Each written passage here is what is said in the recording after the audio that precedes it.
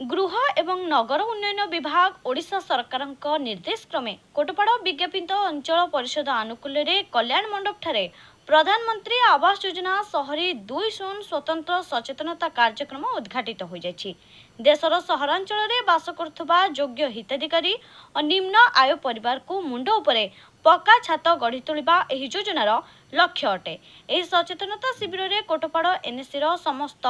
13 गोटी वार्डर जनसाधारण मानक निमंते आयोजन करा बोली परिषदर निर्वाही अधिकारी मतव्यक्त दे उपस्थापना करथिले। कोटपाड़ विधायक रूप भात्रा प्रधानमंत्री और मुख्यमंत्री एही परी पदक्षेप को भूयसी प्रशंसा करने सहित एही प्रस्ताव विधानसभा उपस्थापन कर बैठक रे प्रकाश करथिले। या समस्त योग्य हिताधिकारी जनसाधारण माने एही योजना रे लाभ प्राप्त हे बोली कहिथिले। ए बैठक रे कोटपाड़ विधायक रूप भात्रा, सांसद प्रतिनिधि रामेश्वर जेना, अध्यक्ष एम शंकर राव, उपाध्यक्ष एम संतोषी, विधायक प्रतिनिधि विनायक आचार्य, समस्त वार्ड मेंबर, समस्त स्वच्छ साथी, कोटपाड़ एनएसी समस्त कर्मचारी मानक सहित कोटपाड़ बीजेपी समस्त कर्मी माने उपस्थित रही।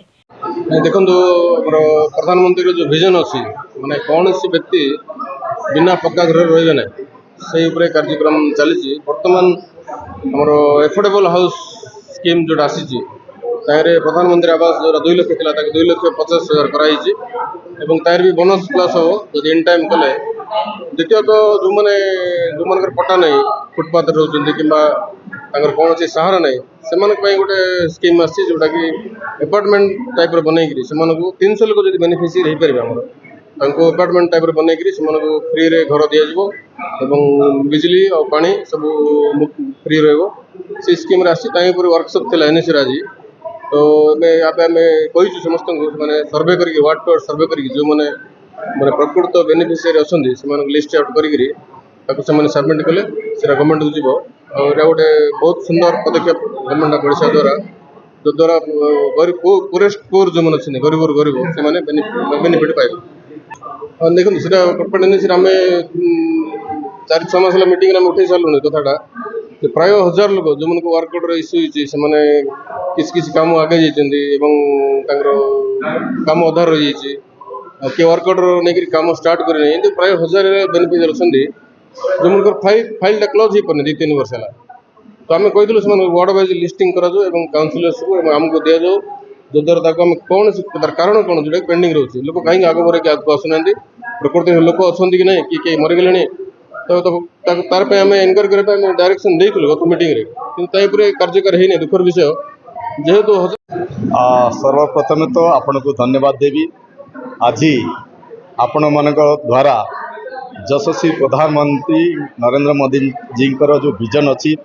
2047 मसीहा सुधा गोटे विकसित राष्ट्र गठन करिबारे से विजन को लेकिना आज ओडिशार यशस्वी मुख्यमंत्री मोहन चरण माझी तत्वावधान आज प्रधानमंत्री गृह योजना रो नूतन भाव जोटा कि आज गौरव पाइबारे वंचित होती एवं जो जार घरटी नहीं से मानक किपरि गोटे तैतान करने जो स्वप्न अच्छी विकसित ओडिशा विकसित राष्ट्र गठन करिबारे से उद्देश्य के नहीं किना आज कोटपाड़ एनएसी आज एनएसी रो